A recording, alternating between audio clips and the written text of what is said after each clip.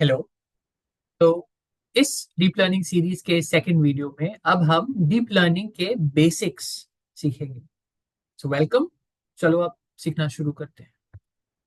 तो इस वीडियो में हम बेसिकली फोकस करेंगे कि डीप लर्निंग क्या है, और आपको एक बेसिक आइडिया मिल जाएगा कि एक न्यूरल नेटवर्क जो डीप लर्निंग का बेसिक आर्किटेक्चर या एक बेसिक मॉडल है वो क्या है, वो आपको समझ में आ जाएगा। और at by the end of the lecture आपको ये भी समझ में आ जाएगा कि डीप लर्निंग के बेसिक टर्म्स क्या है और उसका एक बेसिक प्रोसेस क्या है।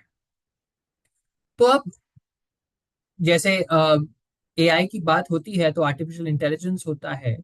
तो जो रिसर्चर्स हैं उन्होंने सोचा कि जब इंटेलिजेंस ही है तो जो इंसान का ब्रेन है, उसका मस्तिष्क है, उसी से स्टार्ट करते हैं और उसके बेसिस पे, उसकी बुनियाद पे देखते हैं कि क्या मॉडल बनाया जा सकता है। तो उन्होंने क्या किया, उन्होंने देखा कि इंसान के ब्रेन में जो है वो न्यूरॉन्स होती हैं। और वो न्यूरॉन क्या होता है, उसका एक न्यूक्लियस होता है, फिर उसका एक एक्सॉन होता है जो जाके किसी दूसरे न्यूरॉन से कनेक्ट करता है, और डेंड्राइट्स होते हैं जहां दूसरा न्यूरॉन आके कनेक्ट कर देता है। तो आप जैसे देख सकते हैं कि अलग अलग न्यूरॉन्स कनेक्ट होते हैं, और वो कनेक्ट होते हैं, वो कनेक्शन पॉइंट है, उसे एक सिनैप्स या सिनैप्स बोलते हैं। और न्यूरॉन्स जो है, जो दिमाग में है या ब्रेन में है, वो ऐसे चलती हैं कि जो न्यूरॉन्स हैं वो इलेक्ट्रिकल इम्पल्सेस जनरेट करते हैं, और ये इलेक्ट्रिकल इम्पल्सेस से है जो न्यूरॉन्स ट्रिगर होते हैं। अब हमारे दिमाग में बिलियंस ऑफ न्यूरॉन्स हैं और वो ऐसे कनेक्टेड हैं, और इन न्यूरॉन्स की बदौलत है कि हम डेली एक्टिविटीज कर पाते हैं। तो वो इंटेलिजेंस जो है इस न्यूरॉन से आता है। तो साइंटिस्ट ने सोचा, रिसर्चर्स जो है उन्होंने सोचा कि ये भी किया जा सकता है कि एक आर्टिफिशियल इंटेलिजेंस जब बना रहे हैं, एक एआई बना रहे हैं, तो एक बहुत बड़ा कॉम्प्लेक्स फंक्शन बनाने से इजी होगा शायद कि छोटे छोटे सिंपल फंक्शंस बनाए, जैसे कि ये न्यूरॉन्स हैं, और उन्हें कनेक्ट किया जाए। और वो जब कनेक्ट होते हैं तो एक कॉम्प्लेक्स टास्क, जैसे एक इमेज को रिकॉग्नाइज करना, या चैट जीपीटी जैसा एक ऐप है जो टेक्स्ट जनरेट करता है, वो बन सकता है। तो अब हम स्टार्ट करके ये देखते हैं कि एक न्यूरॉन होता क्या है। तो एक बायोलॉजिकल न्यूरॉन है जो हमने अभी देखा, उसका एक आर्टिफिशियल काउंटर पार्ट हो जाता है जो इफेक्टिवली बेसिकली एक सिंपल सा फंक्शन होता है। तो ये फंक्शन है। अब इस सिनारियो में हम देखते हैं कि तीन इनपुट हैं इस फंक्शन के, x1 x2 और x3। अब डिपेंडिंग ऑन द प्रॉब्लम, अगर आप एक टेक्स्ट ऐप बना रहे हैं जैसे चैट जीपीटी है, तो वो टेक्स्ट को पहले वेक्टराइज करना पड़ता है। हो सकता है वो इनपुट का साइज हो 500 इनपुट्स हो उसमें। या फिर इमेज होगा तो इमेज है तो इमेज के पिक्सल्स हो सकते हैं, तो अगेन हो सकता है कि जितने पिक्सल्स हैं उतने इनपुट्स। बट बेसिक आइडिया ये है कि एक फंक्शन होता है, उसमें इनपुट्स आते हैं, और वो फंक्शन उस इनपुट्स को लेता है। उस फंक्शन के कुछ पैरामीटर्स होते हैं, जैसे हम जिसे हम अभी w बता रहे हैं, और वो फंक्शन एक आउटपुट जनरेट करता है y। और ये फंक्शंस काफी सिंपल होते हैं लेकिन नॉन लिनियर भी होते हैं जनरली, तभी कॉम्प्लेक्स फिजिक्स या कॉम्प्लेक्स डायनेमिक्स को वो सिमुलेट कर पाए।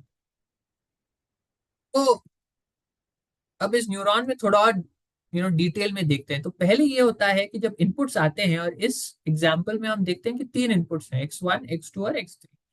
तो सपोज ये तीन इनपुट आ जाते हैं, ठीक है। अब पहले क्या होता है, एक एग्रीगेट बनाया जाता है, तो एक एक्स हो जाता है जो बनता है एक न्यूरॉन के जो पैरामीटर्स हैं। तो अगर तीन इनपुट हैं तो चार पैरामीटर्स होंगे। एक है W1, दूसरा है W2, तीसरा है W3, और चौथा है एक बायस जिसे बोलते हैं B।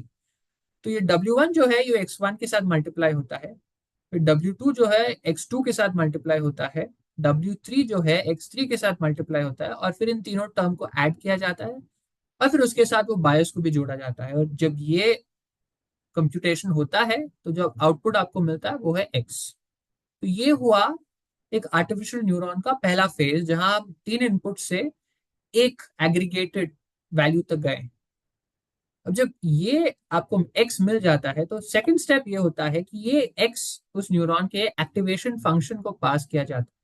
तो ये न्यूरॉन में एक एक्टिवेशन फंक्शन होता है, ये एग्रीगेटेड इनपुट उसके अंदर जाता है, और वो फंक्शन के हिसाब से एक आउटपुट आपको मिलता है। और ये आउटपुट जो है y इन दिस केस, वो न्यूरॉन का आउटपुट होता है। और अगर ये सबसे आखिरी वाला न्यूरॉन या नोड हुआ, और न्यूरॉन और नोड हम इंटरचेंजेबली यूज करेंगे, तो अगर ये सबसे आखिरी वाला नोड हुआ तो ये आपका एक्चुअल न्यूरल नेटवर्क का आउटपुट हुआ है। जो आपको वैल्यू जो प्रिडिक्ट करने वाले थे वो हुआ। अगर ये पहला या दूसरा लेयर है और उसके आगे और न्यूरल नेट आगे और नोड्स या न्यूरॉन्स हैं, तो ये आउटपुट उधर फीड हो जाएगा। तो आप बेसिक समझ गए हैं ना, बेसिकली ये इनपुट्स आता है, वो न्यूरॉन्स के पैरामीटर्स होते हैं जो इनपुट के साथ मल्टीप्लाई होते हैं और वो ऐड हो जाता है। तो ऐसे एक फॉर्म में एग्रीगेट हो जाता है, एक एक्स बन जाता है जो एक्टिवेशन फंक्शन में पास किया जाता है। तो इसका एक एग्जाम्पल देखते हैं। सपोज ये एक एग्जाम्पल है, यहाँ हम जो एक्टिवेशन फंक्शन है रेल्यू एक्टिवेशन फंक्शन यूज करेंगे। अब जब हम actually neural networks deep learning models बनाना शुरू करेंगे अगले सेशंस में, तो आप रेल्यू फंक्शन से और वाकिफ होंगे। लेकिन to get a basic idea, ReLU function एक सिंपल फंक्शन है, उसमें एक इनपुट होता है एक्स, और अगर एक्स जीरो से छोटा है तो रेल्यू फंक्शन जीरो रिटर्न कर देता है। पर अगर एक्स, और यहाँ एक इक्वल टू होना चाहिए, अगर एक्स इक्वल टू या ग्रेटर देन जीरो होता है तो ये रेल्यू फंक्शन जो है, जो एक्स वैल्यू है, उसी को रिटर्न कर देता है। तो अगर आप उसको विजुअलाइज करना चाहें तो एक बेसिक चार्ट ये होता है, जहां जब एक्स जो है जीरो है तो जो वाई जो रेल्यू फंक्शन है वो वाई भी जीरो होता है, और जब एक्स पॉजिटिव होने लगता है तो वो रेल्यू फंक्शन एक्स का वैल्यू भी रिटर्न कर देता है। ठीक है, तो अब रेल्यू फंक्शन है जो एक्टिवेशन फंक्शन। अब सवाल ये रहा कि ये वेट्स क्या है। अब ये मैं इस पर्टिकुलर केस में आपको इनपुट होके दे रहा हूँ। तो आपको पता है कि वेट्स है W1 इज 1, W2 है 2, W3 है 0.5, और जो बायस टर्म है वो है B इज 4। अब अगर मैं आपको ये इनपुट्स दूं कि ये फंक्शन में x1 जा रहा है, x2 और x3 जा रहा है, 1 3 एंड -2, तो आप इसे कैसे कंप्यूट करेंगे? तो आपको प्रिडिक्ट करना है कि न्यूरॉन का आउटपुट क्या होगा। तो साथ में करते हैं, आप एक पेन और पेपर लीजिए और ट्राई कीजिए। बट बेसिकली ये होगा कि आप पहले तो ये करेंगे, तो एग्रीगेटेड एक्स कंप्यूट करेंगे, तो आपको मिलेगा W1 टाइम्स x1 यानी कि 1 टाइम्स 1, फिर W2 टाइम्स x2 तो 3 टाइम्स 2, फिर W3 टाइम्स x3 तो 0.5 टाइम्स -2 +4। सिंपल। अब इसको आप कंप्यूट कीजिए, तो ये हुआ 1 +6 -1 +4, ये -1 और +1 कैंसिल हुआ, आपको मिला 10। अब ये x जो है, जो एग्रीगेटेड x है, वो हुआ 10। वो अब एक्टिवेशन फंक्शन यानी कि रेल्यू फंक्शन में जाएगा और आपको आउटपुट मिलेगा रेल्यू ऑफ 10। और आपने रेल्यू फंक्शन तो देखा ही है, वैल्यू पॉजिटिव है तो एक्स को ही रिटर्न कर देता है, तो आपका न्यूरॉन का आउटपुट हुआ 10। तो आपने देखा कि कैसे ये इनपुट्स हैं, और अगर आपको ये वेट्स दिए गए हैं तो आपको एक आउटपुट मिल जाता है।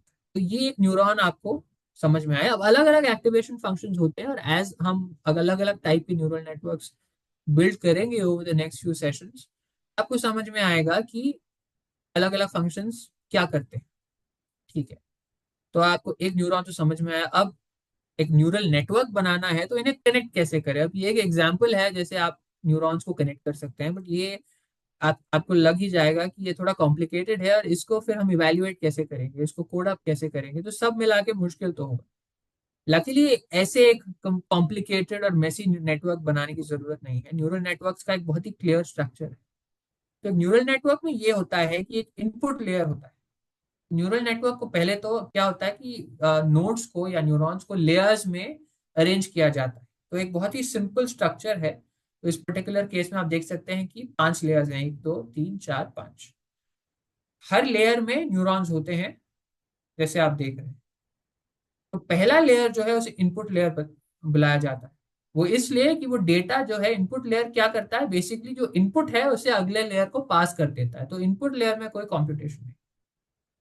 अब तो ये एक इनपुट हुआ, हमने 3 इनपुट वाला एग्जांपल देखा ही है। तो ये x1 हुआ, ये x2 हुआ, ये x3 हुआ। अब ये जो है इनपुट अगले लेयर के हर नोड को पास कर देता है। तो आप देख सकते हैं ये x1 जो है यहाँ भी जाता है, यहाँ भी फीड किया जाता है, यहाँ भी जाता है, यहाँ भी जाता है, यहाँ भी जाता है। सिमिलरली x2 जो है आगे वाले हर नोड को पास किया जाता है। सिमिलरली x3 भी पास किया जाता है।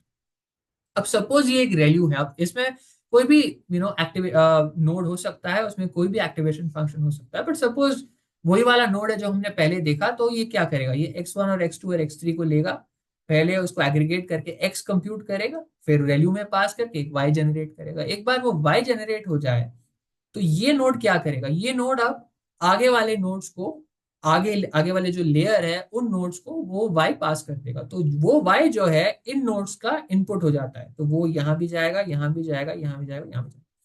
अब ये एक अलग फंक्शन है, ये एक वैल्यू है, इसके अपने वेट्स हैं।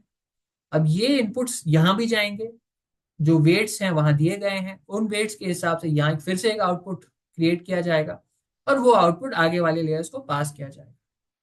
और ये ऐसे कंप्यूटेशन अलग अलग लेयर्स पे होगा, और जब उस जो लेयर का नोड है वो कंप्यूट करेगा, तो वो जो आउटपुट है वो आगे वाले लेयर को पास किया जाएगा, टिल फाइनली वो एक फाइनल आउटपुट लेयर में पहुंच जाएगा। और आउटपुट लेयर से जो आउटपुट मिलेगा वो आपके न्यूरल नेटवर्क का एक्चुअल आउटपुट। और जो लेयर्स इनपुट लेयर और आउटपुट लेयर के बीच होते हैं वो हिडन लेयर्स बुलाए जाते हैं, क्योंकि इनपुट तो आपको पता है आप क्या दे रहे हो, आउटपुट आपको दिख जाता है। अब जो बीच में है वो हिडन हुआ, तो उसको हिडन लेयर बुलाए। और ऐसा एक नेटवर्क जो है जहां डेटा आगे पुश किया जाता है, तो इस उस जो प्रोसेस है जहां डेटा आगे पुश किया जाता है उसे फॉरवर्ड पास बुलाते हैं। ठीक है। अब हर इस नोड में, हर लेयर के, हर नोड के, इनपुट लेयर को छोड़िए बाकी सारे लेयर्स के including the output layer, her node में वो वेट्स होते हैं और बायस होते हैं। और वो वेट्स और बायस बेसिकली पैरामीटर्स बुलाए जाते हैं। तो वो लेयर्स के पैरामीटर्स, और आप आगे देखेंगे कि उन पैरामीटर्स को है जो डीप लर्निंग के जो ट्रेनिंग में है, उन पैरामीटर्स को है जो सेट किया जाता है। ठीक है, तो आपको एक बेसिक आइडिया मिल गया होगा कि एक आर्टिफिशियल न्यूरल नेटवर्क क्या है। बेसिकली क्या है, ये छोटे छोटे फंक्शंस हैं, वो कंबाइन होके एक बड़ा फंक्शन का काम करते हैं। तो इफेक्टिवली एक न्यूरल नेटवर्क एक कॉम्प्लेक्स बड़ा सा फंक्शन, अगर आप इसको मैथमेटिकली एक्सपैंड करें, जो काफी कॉम्प्लिकेटेड होगा ऐसे बड़े वाले नेटवर्क के लिए, तो आपको एक कॉम्प्लेक्स सा फंक्शन मिल जाएगा जहां इनपुट आता है और आपको एक आउटपुट मिलता है। ठीक है। तो पहले हम ये देखेंगे कि इसका प्रिडिक्शन कैसे होता है। तो प्रिडिक्शन को वाई हम बुलाते हैं, वाई हैट इनफैक्ट बुलाते हैं। हर नोड का एक वेट और एक बायस होता है। अब हम क्या करेंगे, हम वो डेटा को लेंगे। अब डेटा जब लिया जाता है, सपोज एक टेक्स्ट है, तो उसका भी थोड़ा प्री प्रोसेसिंग होता है कि उसको नॉर्मलाइज किया जाता है ताकि वो उसका जो रेंज है वो सेंसिबल रहे। तो सपोज टेक्स्ट के वैल्यूज 1000 से 50,000 तक है, हो सकता है हम उसको स्केल करेंगे ताकि वो 0 से 1 में हो जाए, ताकि ये न्यूरल नेटवर्क अच्छे से बिहेव करे। सपोज आपको एक इमेज प्रोसेसिंग सिस्टम बनाना है, तो वो इमेज आएगा, वो इमेज को नंबर्स बनाना है, क्योंकि न्यूरल नेटवर्क तो सिर्फ नंबर्स समझता है, तो वो इमेज के पिक्सल्स जो हैं वो लिए जाते हैं, उन्हें नंबर बनाया जाता है। सपोज आप टेक्स्ट लेते हैं, तो वो टेक्स्ट को अगेन नंबर बनाना है, तो उसका एक प्रोसेस है, उसको टोकनाइज बोलते हैं, उसको टोकनाइज या वेक्टराइज किया जाता है, और फिर वो न्यूरल नेटवर्क को फीड किया जाता है। अब जैसे हमने देखा, ये इनपुट होता है, उसे हम एक्स बुलाएंगे, और आई है क्योंकि ith इनपुट है। तो सपोज 50 इनपुट है, तो पहला वाला हुआ x1, दूसरा वाला हुआ x2 एंड सो ऑन। अब वो इनपुट्स जो हैं इनपुट लेयर से गुजरते हैं और फिर अगले वाले लेयर में जाते हैं, और फाइनली आपको एक ith आउटपुट मिलता है। तो ith इनपुट, इनपुट का मतलब है एक डेटा पॉइंट। तो वो इनपुट के अलग अलग, सपोज आप कार का प्राइस प्रिडिक्ट करने की कोशिश कर रहे हैं, तो हो सकता है 4 पैरामीटर हो जिसपे कार का प्राइस डिपेंड करता हो, और ऐसे आपकी टेबल हो जहां 50 ऐसे अलग सेट्स हो जहां आपके पैरामीटर्स हैं। तो ये सारे इनपुट्स एक्सआई बताए जाते हैं और या बुलाए जाते हैं। ओके। अब डेटा यहाँ फीड होता है, आपको आउटपुट मिलता है, और अगर आपसे इमेज है या कुछ और है, आप एक पोस्ट प्रोसेसिंग भी करते हैं। ओके। तो अब सवाल ये होता है कि ये डब्ल्यू और बी जो है क्या है। अब हमने जो एक एग्जांपल देखा जहां हमने एक नोड वाला सिस्टम बनाया, वहां तो मैंने एक्चुअली आपको बता दिया था कि मैं आपको कौन से डब्ल्यूज और बी दे रहा हूँ। बट एक आइडियल सिनारियो में आपको पता नहीं होगा, आप एक एक्चुअल प्रॉब्लम को जब सॉल्व करने वाले हैं आपको पता नहीं होगा कि डब्ल्यू और बी क्या है। ये डब्ल्यू और बी जो है उसे ढूंढने का जो अप्रोच है उसे बोलते हैं ट्रेनिंग अ न्यूरल नेटवर्क। तो आप ट्रेन कैसे करेंगे, तो पहला है कि आपको कौन से प्रॉब्लम के लिए इस नेटवर्क को ट्रेन करना है। आपको उससे इमेज प्रोसेस करवाना है, उस सपोज एक सेल्फ ड्राइविंग कार का प्लेटफॉर्म बना रहे हैं आप, तो हो सकता है आपका न्यूरल नेटवर्क जो है उसका काम है कि रास्ते में जो है ये डिटेक्ट करे कि आगे गाड़ी है कि गाड़ी नहीं है, पेडेस्ट्रियन है या नहीं है। हो सकता है एक चैट जीपीटी वाला ऐप हो, तो उसका काम ये होगा कि यूजर कुछ इनपुट देता है और उसको उसके हिसाब से टेक्स्ट जनरेट करना है। तो डिपेंडिंग ऑन आपका एप्लीकेशन क्या है, आपका पहला काम होगा उसके हिसाब से डेटा ढूंढना। एक बार आप डेटा ढूंढे, आप उसको क्लीन कर, आपको उसे क्लीन करना पड़ेगा। इसका मतलब क्या है? इसका मतलब ये है कि सपोज ये एक टेबल है जहां नंबर्स हैं, सपोज एक टेबल एक रो है जहां नंबर्स है ही नहीं, मतलब वो गार्बेज है, तो आपको वो रो निकालना पड़ेगा। ये एक एग्जाम्पल है। तो बेसिकली वो डेटा को क्लीन करना पड़ेगा ताकि वो डेटा एक्चुअली अच्छा डेटा। फिर क्या होता है, वो डेटा को ब्रेक किया जाता है एक ट्रेनिंग सेट और एक टेस्ट सेट। और ये इसलिए किया जाता है क्योंकि अगर आप पूरे डेटा से आपने मॉडल को ट्रेन करेंगे तो वो मॉडल उस डेटा पे तो बहुत अच्छे से काम करेगा, बट फिर आप एक रियल लाइफ सिचुएशन में उस मॉडल को डिप्लॉय करेंगे और वो सिचुएशन में उसने नया एक डेटा पॉइंट देखा जो इसने इस डेटा सेट में नहीं देखा, तो हो सकता है वो मॉडल आपको बहुत ही बुरा आउटपुट दे। तो उसको पकड़ने का एक तो उस ऐसा जब एक सिचुएशन आता है उसे बोलते हैं मॉडल ओवरफिट हो जाता है, क्योंकि वो उस डेटा पे बहुत ही अच्छा एक्यूरेट होता है बट वो एक्चुअली किसी और सिनारियो में काम नहीं करता। तो उस प्रॉब्लम को सॉल्व करने के लिए क्या किया जाता है, डेटा को एक ट्रेनिंग और एक टेस्ट सेट में ब्रेक किया जाता है। तो हो सकता है 70% डेटा आपका ट्रेनिंग सेट में जाए और बाकी टेस्ट सेट में जाए। फिर मॉडल को जब ट्रेन किया जाता है, यानी कि वो जो पैरामीटर्स हमने देखे डब्ल्यू और बी, वो जो सेट किए जाते हैं वो इस ट्रेनिंग सेट पे टेस्ट किए सेट किए जाते हैं। और वो जो एक्यूरेसी होता है मॉडल का, वो ट्रेनिंग सेट पे पहले इवेल्युएट किया जाता है। फिर अब जब आपको लगे कि वो मॉडल कन्वर्ज हो चुका है, आपको एक एक्यूरेसी मिल चुका है, तो आप उसका एक्चुअल एक्यूरेसी टेस्ट सेट पे कंप्यूट करते हैं। और वो जो टेस्ट सेट पे एक्यूरेसी मिलता है, अगर वो जब तक वो आपके जो रिक्वायरमेंट के हिसाब से नहीं होता तब तक आप उसको ट्रेन करते हैं।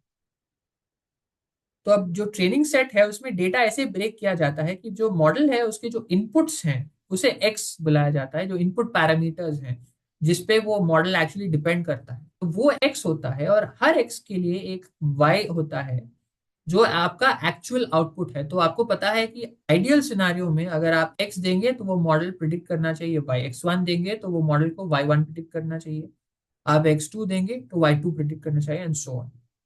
अब आप क्या करेंगे कि आप एक न्यूरल नेटवर्क लेंगे और उसमें एक्स और वाई एक्स देंगे और आप देखेंगे कि वो मॉडल क्या प्रेडिक्ट करता है। तो उसके लिए आपको पहले डेटा तो आपने आपने सिलेक्ट कर लिया, अब आप क्या करेंगे, आप वो मॉडल के डिसाइड करेंगे कि कौन से टाइप का मॉडल है, तो कितने लेयर्स हैं उसमें, और उसके जो नोड्स हैं किस टाइप के नोड्स हैं। तो अलग अलग प्रॉब्लम्स के लिए अलग अलग नोड्स हैं। और ये एक एक प्रॉब्लम है जो एज वी बिल्ड अलग अलग टाइप के neural networks over the next few weeks, हम देखेंगे कि किस प्रॉब्लम के लिए कौन से जो नोड्स हैं या एक्टिवेशन फंक्शंस हैं एक्यूरेट रहते हैं। ठीक है। तो अब आपने एक मॉडल चुना, उसके अलग अलग लेयर्स हैं। अब उस लेयर्स की जो वेट्स और बायसेस हैं उन्हें इनिशियलाइज करना पड़ेगा आपको। तो ये आप कैसे करेंगे? अब अलग अलग तरीके हैं। आप या तो उसे पूरे वेट्स और बायसेस को एक कांस्टेंट वैल्यू दे सकते हैं, से 0.5। बट इससे बेहतर है कि अगर आप उसे एक रैंडमाइज करके इनिशियलाइज करें। तो एक टिपिकली क्या यही किया जाता है कि अगर आपको नहीं पता कि एक अच्छे सेट ऑफ वेट्स क्या है, तो उसे रैंडम होके इनिशियलाइज किया जाता है।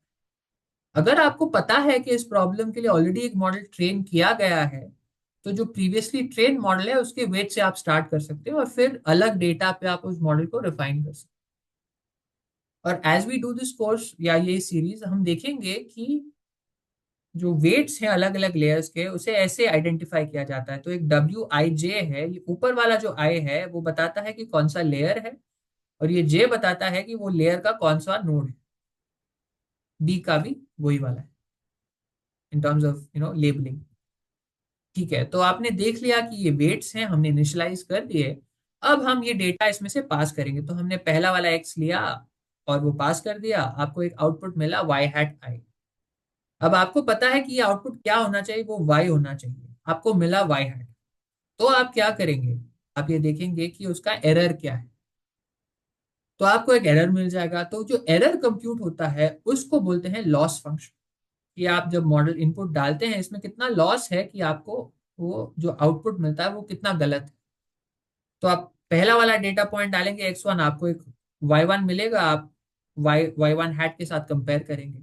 बट एक ही पॉइंट देख के फायदा नहीं, क्योंकि हो सकता है एक पॉइंट में वो बहुत ही एक्यूरेट हो और दूसरे पॉइंट में बहुत ही बेकार हो। तो उसके लिए आपको क्या करना पड़ेगा, आपको ये सारे डेटा पॉइंट्स पे ये एरर कंप्यूट करना पड़ेगा। और वो एरर जो है एक लॉस फंक्शन में, इस लॉस फंक्शन में कंप्यूट किया जाता है। तो अलग depending on the problem, classification है, रिग्रेशन है, जो भी है, अलग अलग टाइप के लॉस फंक्शंस है। यहाँ एक रिग्रेशन के लिए एक टिपिकली एक मीन स्क्वायर एरर यूज किया जाता है। तो यहाँ क्या है कि जो वाई आई है, जो आपका एक्चुअल वैल्यू है, और जो प्रिडिक्टेड है, उसका एक डिफरेंस कंप्यूट करके स्क्वायर करके उसे सम किया जाता है over all the data points. तो आपको एक एस्टिमेट मिल जाता है कि आपका मॉडल कितना एक्यूरेट है या नहीं है। और फिर ये ट्रेनिंग का गोल फिर ये होता है कि इस लॉस को कम किया जाए बाय चेंजिंग द वेट्स। तो आपने इनिशियलाइज तो कर दिया, आप उसे बदल। अब सवाल ये उठता है कि कैसे बदलें। तो एक तो तरीका है कि आप जाएं, आप इसको थोड़ा परटर्ब या मॉडिफाई करें। तो आपको पता है इनिशियली मैंने इसको से 0.5 का वैल्यू दिया, हम उसको 0.8 करते हैं, देखते हैं लॉस घटता है या बढ़ता है। अगर लॉस बढ़ जाता है तो आपको पता है कि एक्चुअली वेट बढ़ाना नहीं घटाना है, एंड सो ऑन, राइट। तो एक मैनुअली आप उसको कोड अप करके देख सकते हैं, बट वो रियलिस्टिक नहीं है। अगर हम उसे कोड अप करने वाले हैं, एक कोड बनाने, सॉफ्टवेयर बनाने वाले हैं, तो ये तो होगा नहीं। तो आप क्या करोगे? तो उसके लिए एक इंटरेस्टिंग टेक्निक है जिसे बोलते हैं बैक प्रोपगेशन। तो हमने देखा कि टिपिकली जो है, हमने पहले तो इवैल्यूएट करने के लिए डेटा लेफ्ट से आया, हमने नेटवर्क में पुश किया और अब आउटपुट मिला। वो फॉरवर्ड पास है, आगे जा रहा है। एक बार आपने लॉस कंप्यूट किया तो बैक प्रोपगेशन ये एक एल्गोरिदम है जो क्या करता है, कंप्यूट करता है कि वो लॉस का अलग अलग पैरामीटर्स के ऊपर क्या डिपेंडेंस है। तो पहले तो ये करता है कि लॉस का ये आउटपुट से क्या डिपेंडेंस है। तो आउटपुट अगर बदल जाएगा तो लॉस कितना बदल। एक बार वो डिपेंडेंस आपको मिल गया, फिर वो देखता है कि सपोज वो आपको मिल गया, उसे सेंसिटिविटी बोलते हैं of the loss to the output. फिर देखते हैं कि वो आउटपुट जो है इस नोड के पैरामीटर्स पे कितना डिपेंड करता है। तो आपको मिल जाएगा ये sensitivity with respect to this. उन दोनों को कंबाइन किए तो आप प्रिडिक्ट कंप्यूट कर सकते हैं the sensitivity of the loss with respect to ये पैरामीटर्स। फिर ये जो है यहाँ का हमें आउटपुट पता है, यहाँ जो वैल्यूज है पता है, तो उसके हिसाब से उसे पीछे पीछे यानी कि बैक प्रोपोगेट किया जाता है। एंड यूजिंग दिस एल्गोरिदम, और ये एल्गोरिदम हम डिटेल में एक लेक्चर में कवर करेंगे क्योंकि बहुत क्रिटिकल भी है और थोड़ा टाइम भी लगेगा। बट आप बेसिकली इस अप्रोच से ये कंप्यूट कर सकते हैं कि जो लॉस है उसका ये अलग अलग पैरामीटर से क्या डिपेंडेंस। तो इस डी लॉस डी डब्ल्यू को और डी लॉस डी बी को सेंसिटिविटी बुलाते हैं of the loss function with respect to the parameters of the neural network. तो सब अब तो हम पहले डेटा को पास करेंगे, लॉस कंप्यूट करेंगे, फिर बैक प्रोपगेट करेंगे। तो पहले डेटा ऐसे जाएगा, फिर लॉस कंप्यूट होगा, फिर बैक प्रोपगेट होगा। At the end of which आपको लॉस भी मिल जाएगा, sensitivity of the loss to the weights भी मिल जाएगा। ठीक है। एक बार आपको ये मिल गया तो आपका अगला काम ये है कि इन वेट्स को अपडेट किया जाए इन अ वे कि ये लॉस घट जाए। आपको पता है इंडिविजुअली सेंसिटिविटी क्या है। अब आपको ये पता करना है कि कितना उस लॉस को मूव, इस वेट को मूव करना है कि ये लॉस घट जाए। अब लकीली उसके लिए भी एक अप्रोच ऑलरेडी है, और उस अप्रोच को ऑप्टिमाइजेशन बुलाया जाता है। और अगेन ऑप्टिमाइजेशन को हम डिटेल में देखेंगे, बट आप बस ये जान ले ऑप्टिमाइजेशन अभी के लिए ये आइडिया ये है कि एक ऑप्टिमाइजर ये करता है कि एक ऑब्जेक्टिव होता है एक ऑप्टिमाइजर। तो इन दिस केस ऑब्जेक्टिव है लॉस को मिनिमाइज करना। तो ऑप्टिमाइजर जो है उस ऑब्जेक्टिव को मिनिमाइज कर देता है, और वो मिनिमाइज करने के लिए ऑप्टिमाइजर को वेरिएबल्स दिए जाते हैं जो इस केस में आपके वेट्स और बायसेस। और ऑप्टिमाइजर जो है ऐसा एक एल्गोरिदम है जो ये ऑब्जेक्टिव को घटाता है by finding the best possible weights and biases. अब अगर आपके पास ये सेंसिटिविटीज हैं जो हमने बैक प्रोपेगेशन के थ्रू डीप लर्निंग में कंप्यूट कर दिए, तो ऑप्टिमाइजेशन का एक एक अप्रोच है जिसे ग्रेडियंट बेस्ड ऑप्टिमाइजेशन बुलाया जाता है। तो ग्रेडियंट क्या होता है, ये सेंसिटिविटी जो है उसे ही ग्रेडियंट बोलते हैं। तो अगर आपके पास ये सेंसिटिविटी भी है तो ग्रेडियंट बेस्ड ऑप्टिमाइजर क्या करता है कि depending on the loss and the sensitivity, ये बहुत ही स्मार्टली ये वेट्स को अपडेट कर देता है स्टेप बाय स्टेप, और ये लॉस को घटा देता है। तो अब हम जब अगले लेक्चर में से, अगले सेशन से हम ये जब इम्प्लीमेंट करेंगे और कोड अप करेंगे तो आप देखेंगे कि ये कैसे एक्चुअली प्रैक्टिकली इम्प्लीमेंट होता है, और बहुत इंटरेस्टिंग है। अब देखेंगे कि काफी स्टेप बाय स्टेप होके वो ऑप्टिमाइजर बहुत ही स्मार्टली वो सेंसिटिविटीज को यूज करके इस नेटवर्क को ऐसे बदल देगा, इसके वेट्स को, कि ये लॉस काफी हद तक कम हो जाएगा। ये हुआ एक एक बेसिक डीप लर्निंग या न्यूरल नेटवर्क मॉडल का ट्रेनिंग। ठीक है, तो होपफुली आपको ये समझ में आया। आप ये टेंशन नहीं ले अगर आपको कुछ डाउट्स हैं। एक तो ये वीडियो को ऑब्वियसली आप पॉज और प्ले कर सकते हैं, लेकिन जब हम इन्हें बिल्ड करना शुरू करेंगे तो आपको एक्चुअली और डिटेल में समझ में आएगा कि ये प्रैक्टिकली कैसे इंप्लीमेंट होता है। बहुत ही इंटरेस्टिंग है। तो हमने देखा कि न्यूरल नेटवर्क के पैरामीटर्स तो हैं, वो वेट्स हैं, वो बायसेस हैं, और ये ट्रेनिंग में लर्न किए जाते हैं। बट आप ये भी अगर न्यूरल नेटवर्क्स के साथ काम कर रहे हैं तो आप हाइपर पैरामीटर्स के बारे में भी सुनेंगे। तो हाइपर पैरामीटर्स क्या है? वो न्यूरल नेटवर्क के जो बिग पिक्चर है वो टाइप पैरामीटर्स है। तो कितने लेयर्स हैं उस नेटवर्क में, उन लेयर्स के टाइप्स क्या हैं, क्या टाइप ऑफ एक्टिवेशन फंक्शंस होते हैं। फिर ऑप्टिमाइजेशन के पैरामीटर्स हैं, जैसे कि लर्निंग रेट और मोमेंटम, जो हम जब हम ग्रेडियंट बेस्ड ऑप्टिमाइजेशन करेंगे हम इन टर्म्स को देखेंगे कि वो कितने क्विकली या कितने अग्रेसिवली वो वेट्स को अपडेट कर देता है डिपेंडिंग ऑन द सेंसिटिविटी। फिर नंबर ऑफ एपोक्स है। तो नंबर ऑफ एपोक्स ये है कि अगर आपने पूरा डेटा, आपका पूरा डेटा, ट्रेनिंग डेटा जो है वो न्यूरल नेटवर्क के थ्रू पास होता है और आप लॉस कंप्यूट करते हैं, तो एक बार वो पूरे डेटा को पास जो किया जाता है उसे एक इपोक बोलते हैं। अब आइडियली मल्टीपल इपोक्स के लिए आप ट्रेन करते हैं, एंड ईच अगर मल्टीपल इपोक्स पे ट्रेन करें तो वो डेटा मल्टीपल बार उस सिस्टम में जा रहा है ना, तो आपका सिस्टम बेटर ट्रेन होगा। चैट जीपीटी जैसा, जो चैट जीपीटी 4 फॉर एग्जाम्पल है, इतना बड़ा सिस्टम है, ट्रिलियंस और at least more than 1 trillion parameters हैं। तो बहुत कम इपोक्स, उतना डेटा भी है, पूरी दुनिया का डेटा उस पर ट्रेन होता है इफेक्टिवली। तो बहुत ही ज्यादा बिलियंस ऑफ डेटा पॉइंट्स होती हैं, या ट्रिलियंस ऑफ डेटा पॉइंट्स होती हैं, और ट्रिलियंस ऑफ नोड्स या पैरामीटर्स होते हैं। नोड्स नहीं, पैरामीटर्स होते हैं ट्रिलियंस ऑफ। तो वो बहुत कॉम्प्लिकेटेड हो जाता है, उसमें बहुत सारी इपोक्स करना मुश्किल हो जाता है। और फिर है बैच साइज। अब बैच साइज ये हमने अभी जब एग्जाम्पल जब जब देखा वो मॉडल को, तो सिंप्लिसिटी के लिए ये यूज किया कि हम एक डेटा पॉइंट को पास करें। बट एक्चुअली जब हम इसे इम्प्लीमेंट करेंगे और जब सीरियसली इम्प्लीमेंट करेंगे in terms of to get the full performance, तो एक डेटा पॉइंट होके पास करना बहुत इनएफिशिएंट है। तो टिपिकली क्या होता है कि एक बैच होता है जिसमें सपोज 50 या 100 या 500 डेटा पॉइंट्स एक साथ इनपुट किए जाते हैं, और फिर वो कंप्यूटेशन उन पूरे डेटा पॉइंट्स पे एक साथ हो जाता है।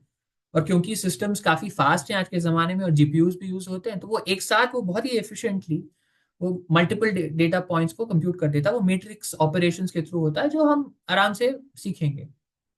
तो वो होता है बैच साइज। तो आप ये बेसिक टर्म्स को अभी, आपको एक बेसिक आइडिया मिल गया ना कि ये टर्म्स क्या है। अब डीप लर्निंग मॉडल्स हमने देखा क्या है उसका द रीजन कि हर चीज डीप लर्निंग मॉडल्स को यूज करता है। सबसे बड़े सिस्टम्स जो हैं, चैट जीपीटी जैसा एक सिस्टम है, डाली जैसा सिस्टम है, सेल्फ ड्राइविंग कार वाले सिस्टम्स हैं, सब डीप लर्निंग की तरफ लोग जाते हैं। बिकॉज उसका एक एडवांटेज ये है कि टिपिकली जो कन्वेंशनल मशीन लर्निंग अप्रोचेस होते हैं, एज आप ज्यादा डेटा उसे दें, सपोज आपके पास बहुत डेटा है और वो डेटा बहुत ही कॉम्प्लेक्स है, तो एक एक पॉइंट के बाद वो मशीन लर्निंग एल्गोरिथम का परफॉर्मेंस जो है तो वो फ्लैटन आउट हो जाता है, उससे फिर ज्यादा इंप्रूवमेंट नहीं होता। तो डीप लर्निंग का एक एडवांटेज ये है कि, और ये तीन जो है अलग अलग साइज के डीप लर्निंग मॉडल्स हैं, यानी कि अलग अलग नंबर ऑफ पैरामीटर्स हैं। तो एज यू इंक्रीज, एक एक तो वो सपोज इसमें सपोज 1,000 पैरामीटर्स हैं, तो वो यहां तक तो मशीन लर्निंग मॉडल आपका बेटर हुआ, बट उससे ज्यादा डेटा है तो ये डीप लर्निंग मॉडल एक्चुअली उसको आउट परफॉर्म कर देता है।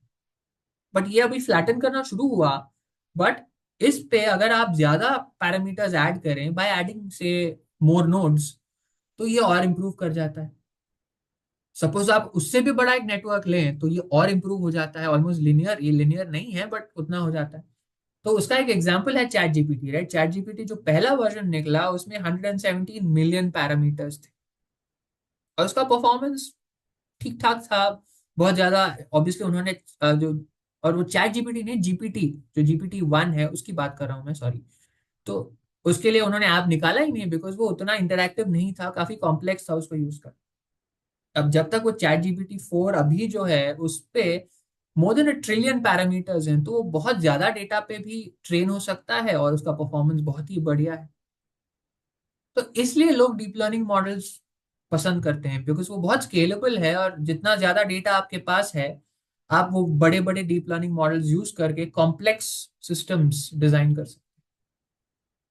तो एक तो वो एडवांटेज हमने देख लिया डीप लर्निंग का। और भी फायदे हैं। एक तो डीप लर्निंग से आप टेक्स्ट, इमेज, ऑडियो, वीडियो सब हैंडल कर सकते हैं। तो अलग टाइप का डेटा हैंडल कर देता है, अनस्ट्रक्चर्ड डेटा जो है हैंडल कर देता है। और अनस्ट्रक्चर्ड डेटा से मेरा मतलब है इमेजेस, ऑडियो, टेक्स्ट। फिर जो है डीप लर्निंग का एक और एडवांटेज ये है कि काफी कॉम्प्लेक्स और इंट्रिकेट पैटर्न्स जो है हमने वो कैप्चर कर देता है। तो for again, you know typically machine learning होता है, उसमें फीचर एक्सट्रैक्शन बोल के एक अप्रोच होता है, जहां वो जो कॉम्प्लेक्स फिनोमिनन है उन्हें फीचर्स के फॉर्म में एक्सट्रैक्ट किया जाता है और फिर वो मॉडल वो फीचर्स के ऊपर ट्रेन करता है। डीप लर्निंग में क्या है, आप वो इनपुट्स उसको दे देते हैं, जैसे चैट जीपीटी जैसा एक मॉडल, जीपीटी जैसा एक मॉडल है या बर्ट जैसा एक मॉडल है। उसमें वो इनपुट चला जाता है, वो टेक्स्ट होता है और वो बड़ा एक डीप लर्निंग मॉडल होता है, वो सीख लेता है कि ये टेक्स्ट का कनेक्शन क्या है। तो वो कॉम्प्लेक्स प्रॉब्लम्स को सॉल्व कर देता है। और एक और एडवांटेज ये है कि अलग अलग प्रॉब्लम्स के लिए अलग अलग आर्किटेक्चर्स, बेसिक प्रिंसिपल वही है जो जो आपने ऑलरेडी अभी सीखा है, but by changing the number of layers, activation functions को चेंज करके, वो मॉडल में कनेक्टिविटी क्या है वो चेंज करके, आप काफी कॉम्प्लेक्स प्रॉब्लम्स को डिजाइन या सॉल्व कर सकते हैं। तो ये कुछ एडवांटेजेस हैं डीप लर्निंग के, जिसके कारण वो बहुत पॉपुलर हो गया है। ठीक है। अब जैसे हमने बोला अलग अलग आर्किटेक्चर्स हैं, तो ये कुछ एग्जांपल्स हैं ऑफ आर्किटेक्चर्स, और हम इसमें से काफी कवर करेंगे over the next few weeks और months in this series and future series. तो मल्टीलेयर परसेप्ट्रॉन्स हैं जो एक्चुअली काफी सिमिलर हैं टू जो न्यूरल नेटवर्क हमने देखा। बट अगर इमेजेस पे आप काम कर रहे हो तो कॉन्वोल्यूशनल न्यूरल नेटवर्क्स है। अगर टाइम सीरीज डेटा है, यानी कि वो डेटा जो है अभी का जो डेटा पॉइंट है पिछले डेटा पॉइंट पे डिपेंड करता है, तो रिकरेंट न्यूरल नेटवर्क्स है। और फिर इमेज प्रोसेसिंग जो है, नहीं, टेक्स्ट प्रोसेसिंग जो है, वो पूरा ट्रांसफॉर्म हुआ with transformers, right? GPT series है या लामा है, जो भी है इसी आर्किटेक्चर पे बना है। और फिर जनरेशन के लिए और अप्रोचेस हैं, वो जनरेटिव एडवर्सरियल नेटवर्क्स है, ऑटो इनकोडर्स हैं, जो उस टाइप ऑफ टास्क में मदद करते हैं। तो quite a few of these we'll cover over the next few months and over the next few this series and future series. तो एक समरी करते हैं। हमने काफी कुछ इस पर्टिकुलर लेक्चर में कवर किया है। एक समरी लेते हैं, तो आप रिकैप कर सकते हैं कि आपको ये याद है, और अगर डाउट है तो वापस जाके वो सेक्शन देख सकते हैं। बट बेसिकली हमने एक न्यूरल आर्टिफिशियल न्यूरल नेटवर्क का एक आर्किटेक्चर देखा। हमने देखा कि एक नोड या न्यूरॉन क्या होता है और एक एक्टिवेशन फंक्शन उसमें क्या होता है और क्या काम करता है।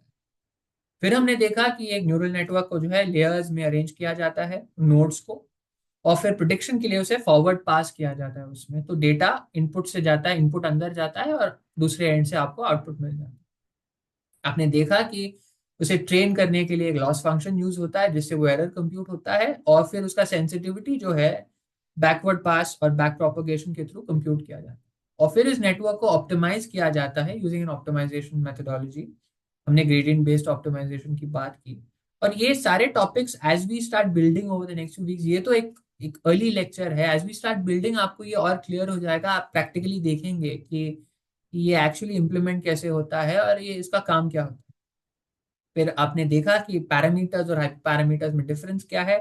जरा सोच के देखिए आपको याद है क्या, नहीं है तो बस दो तीन मिनट पीछे है तो आप रिवाइंड करके देख सकते हैं। और हमने देखा कि न्यूरल नेटवर्क इतने पॉपुलर क्यों है, उसके एडवांटेजेस क्या है। तो होपफुली आप इस लेक्चर से काफी कुछ आपको सीखने को मिला और आपको ये भी एंथुजियाज्म हुआ कि आगे आप सीखना चाहेंगे। अब इस वीडियो के लेक्चर नोट्स जो हैं हमने यहाँ pixagon.ai के वेबसाइट में हमने डाले हैं, और हमने एक छोटा सा क्विज भी डाला है। तो उस क्विज को आप ट्राई करें प्लीज। तो क्या है कि आपको उसमें थोड़ा और आपको आपके जो डाउट्स हैं वो होपफुली वो क्विज के थ्रू और थोड़े और क्लियर होंगे, आपके कॉन्सेप्ट थोड़े और सीमेंट हो जाएंगे। और अगले लेक्चर में या अगले सेशन में हम एक सिंगल नोड लर्निंग मॉडल को हम बिल्ड करेंगे। तो एक बहुत ही सिंपल लर्निंग मॉडल होगा, बट एक न्यूरॉन का जो स्ट्रक्चर है उसको यूज करेगा। तो आप डीप लर्निंग का वो एक पहला स्टेप जो है, एक डीप लर्निंग मॉडल नहीं होगा, एक फुल न्यूरल नेटवर्क नहीं होगा, पर उसका एक बेसिक एक पीस आप समझ जाएंगे। और वो पीस एक बार आप समझ लेंगे तो फिर एक फुल न्यूरल नेटवर्क को बिल्ड करना जो हम उसके बाद करेंगे काफी इजी होगा। और ये आपका इफेक्टिवली पहला एआई होगा, क्योंकि एक एआई जो है एक ऐसा मॉडल है जो एक फंक्शन समझ लेता है, और यहाँ एक सिंगल फंक्शन है but effectively you can say हमने एक एआई बिल्ड किया। तो thank you for staying with me on this video and stay tuned.